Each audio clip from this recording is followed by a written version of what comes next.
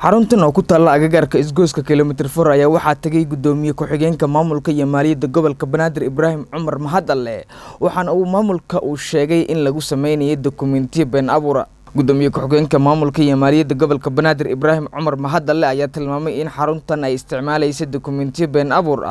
oo ay ku dhagan tahay warqadda gobolka Banaadir waxa uu carabka ku dhuftay inay jiraan xarumo kale oo sidan oo kale oo lagu sameeyo dokumentiyada been abuurka isla markaasna ay hadii ay arkaan maamulka gobolka Banaadir talaabo ka qaadi doonaan. Assalaamu alaykum warahmatullaahi wabarakaatuh.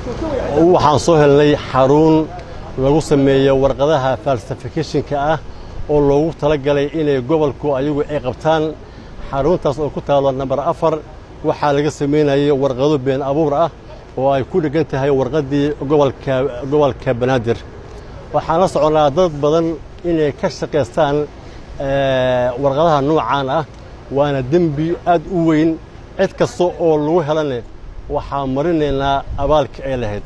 waxaan kaloo ognahay meelo badan oo kamida magaalada Muqdisho in lagu sameeyo warqada dhalashada warqada caafimaadka warqado kale oo gobolku ay bixiyaan koobigoodii waxa jira maaha qof kasta waxa la qaadaa lacag $40 waxa meeshan ka cadeynayna qof walba oo Soomaali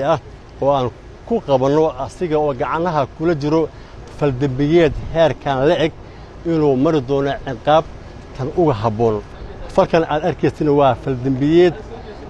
waa falsification waa Cabdulla Shideeye meel kasta oo Cabdulla Shideeye oo koobigii amba shaqadii gobolka lagu hayane waxaan ugu badan inaan cirib tirno waqti dhow insha Allah. Cabduqaadir Cabdullaahi Warsame Galmudug TV.